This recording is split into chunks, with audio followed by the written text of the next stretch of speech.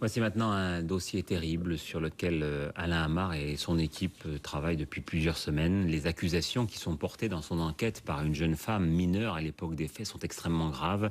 On a même peine à les croire pour certaines d'entre elles, mais c'est sa parole. Les noms qu'elle cite ont été recouverts d'un bip pour ne pas atteindre à la présomption d'innocence. Véronique a 20 ans.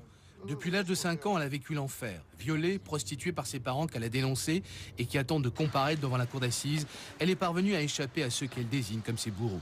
Son histoire n'est pas ordinaire et peut même paraître inventée. Toutefois, s'il est légitime de douter, ce que nous a dit et répété spontanément cette jeune femme a de quoi révolter. En particulier, lorsqu'elle affirme, malgré les menaces qui pèsent, dit-elle, sur elle, avoir fréquenté une secte satanique, les martinistes, avoir subi des tortures et torturé elle-même. On se fait battre, on se fait mettre des objets dans les orifices, on se fait... Il y a des fois des sacrifices d'enfants pour rendre grâce à Satan. Il y a beaucoup de choses comme ça. On tue un animal, on nous verse le sang sur la tête et le reste dans une coupole qu'on met sur l'autel. Et donc en fait, vos parents, comme tous les parents de ces enfants dont vous nous parlez, vendaient leurs enfants. Exactement, puisque ça rapporte un certain pourcentage d'argent, puisqu'un enfant qui a moins de 8 ans vaut 22 000 francs. D'où viennent-ils ces enfants? Les enfants qui sont sacrifiés ne sont pas déclarés ou sont des enfants étrangers. Notamment quand j'étais sur Agen, c'était des enfants, c'était des petits Africains, ils étaient noirs. Sur Jalais, j'en ai vu aussi, sur Nanterre aussi, mais c'était des petits blancs, des Français, mais c'est des enfants nés de viol. Des enfants nés de viol? Oui, qui n'avaient pas été déclarés, des accouchements qui ont été faits chez les parents, dans des conditions abominables. Et donc, dans la mesure où ils n'étaient pas déclarés, ils étaient sacrifiés? Voilà. Non seulement vous faisiez partie donc de la secte, mais vous avez participé à ce rituel? Oui. En 94, j'ai dû sacrifier sous la menace d'une arme avec 2 de mes amis à Jalais un enfant. Et on a dû toutes les 3 l'assassiner, quoi. Sous la menace d'une arme, si on ne le faisait pas, on serait fait encore plus.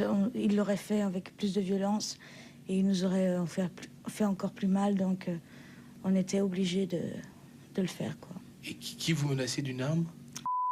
Celui qui dirige la gendarmerie. Et ces cadavres, qu'est-ce qu'ils en font après? Celui qui m'a le plus marqué, puisque c'est celui auquel j'ai participé.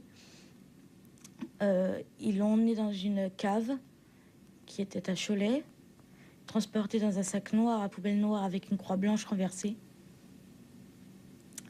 Et ils avaient un gros bidon, ils ont mis quelque chose, je sais pas si c'était de l'essence ou de l'acide ou quelque chose comme ça. Mais moi et Sophie et Cécile, on s'est tous sauvés. Toutes les 3, on s'est sauvés. Donc en fait, ils brûlent les cadavres? Ils doivent les brûler, oui. Vous pensez que tout ça, c'est une sorte de réseau, des gens qui se tiennent un petit peu pour ne pas tomber, quoi. En gros, voilà, et puis c'est pour se protéger aussi. Parce qu'étant donné quand même qu'il y a des hommes de loi qui sont dedans, c'est vrai que ça ferait quand même un drôle de tapage si on apprenait qu'il y avait des juges et tout ça qui faisaient partie de ces réseaux-là. Mais vous en avez vu, vous, personnellement? J'ai vu un email de monsieur. Moi, je ne savais pas qui c'était.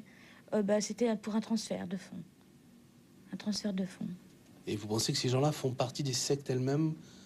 La secte satanique dont vous parlez ou... Ils les couvrent toutes. Je ne dirais pas forcément qu'ils en font partie, mais ils les couvrent, ça c'est sûr. Jean-Claude Dissès est l'avocat de Véronique à Agen, ville où elle fut transférée du Maine-et-Loire vers un foyer fréquenté par des pédophiles. D'abord sceptique sur les accusations de sa cliente, il est aujourd'hui convaincu qu'elle dit la vérité. Je la crois lorsqu'elle dit qu'elle a été violée dans sa famille. Je la crois lorsqu'elle dit qu'elle a été prostituée par certains membres de sa famille. Je la crois lorsqu'elle explique que cette prostitution est forcément et nécessairement passée par de nombreuses personnes adultes qui sont venues abuser d'elle pour de l'argent. Je la crois lorsqu'elle dit en même temps qu'elle était photographiée pendant ces scènes. Et je la crois d'autant plus que nous retrouvons apparemment, c'est le point qu'il faut vérifier, ces photos sur un CD-ROM à Amsterdam. Donc c'est bien elle qu'elle a reconnu, elle a dit ça c'est moi. Voilà, c'est ça, hein. C'est tout à fait ça. Elle dit c'est moi. Elle le dit devant un inspecteur de police et en même temps qu'elle s'identifie, elle identifie 5 de ses copains et copines d'enfance. Ça signifie que si ce point s'avère exact, il faut nécessairement que ces enfants aient été soumis à des scènes pornographiques, que ces scènes aient été filmées et que ces photos aient été envoyées à Amsterdam pour atterrir sur un CD-ROM pédophile qui a été saisi par la police hollandaise dans le cadre de procédures en Hollande. Et donc ça nécessite forcément qu'il y ait une organisation qui prend des photos, qui les diffuse. Et donc ça veut dire qu'il y a une organisation et qu'il y a un réseau. Véronique nous a conduits devant l'un des nombreux lieux où se passaient, selon elle, le 21 de chaque mois, des cérémonies sataniques.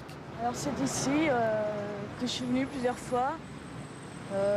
Notamment, je me rappelle bien d'une fois en 94, où je me suis retrouvée à un rituel satanique où il y a eu un meurtre d'enfant. Et donc on était monté au second. Voilà. Et là, il y a eu viol, on devait être 5 ou 6 enfants. C'était pas une très très grosse réunion. Là, il y avait beaucoup de gens, notamment des notables, mais que je ne connais pas forcément leur prénom. Voilà. Et vous-même, vous avez subi... Oui, j'étais là et j'ai subi. Il y avait mon père. Ma mère n'était pas là cette fois-ci. Son incroyable mémoire permet aussi à Véronique de se souvenir d'un coup de téléphone où elle entend parler de la petite Marion Wagon, disparue le 14 novembre 1996. J'étais chez une des pédophiles. Et donc là, le téléphone a sonné, elle s'est mise à hurler. Elle était à l'étage, moi j'étais dans sa chambre en bas. J'ai donc décroché le téléphone qui se trouvait dans sa chambre. Et j'ai entendu un homme que je connais, Walter, qui réclamait plus d'argent, sinon il allait tout dénoncer à la police, en disant, il disait lui-même, de toute façon c'est pas moi, j'irai pas en prison, c'est pas moi qui l'ai tué. Moi j'ai fait que de l'héberger sous vos ordres, et que 6 jours. Et maintenant je veux l'argent. Et moi j'irai pas en prison.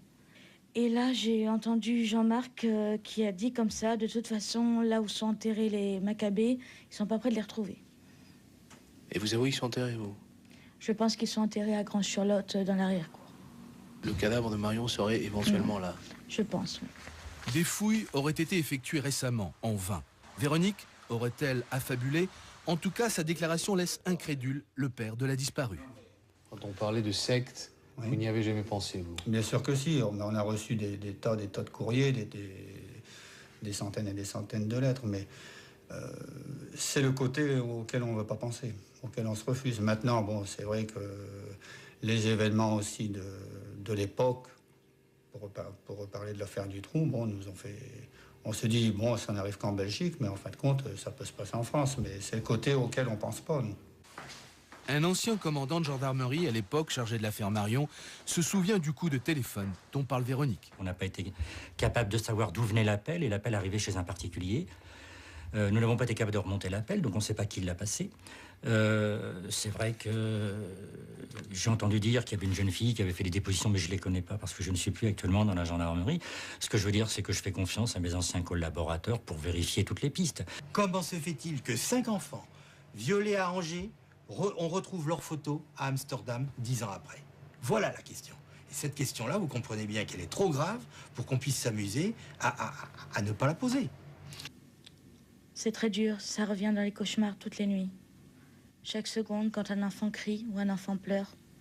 Mais dans la rue, à n'importe quel moment, quand on voit un enfant, on se dit, peut-être que maintenant, il sera aussi grand que celui-là.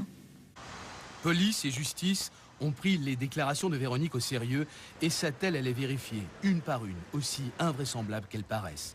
De ces vérifications dépend peut-être l'éradication de certains réseaux pédophiles et criminels. Accusation gravissime, donc la gendarmerie et la justice s'emploient maintenant à vérifier.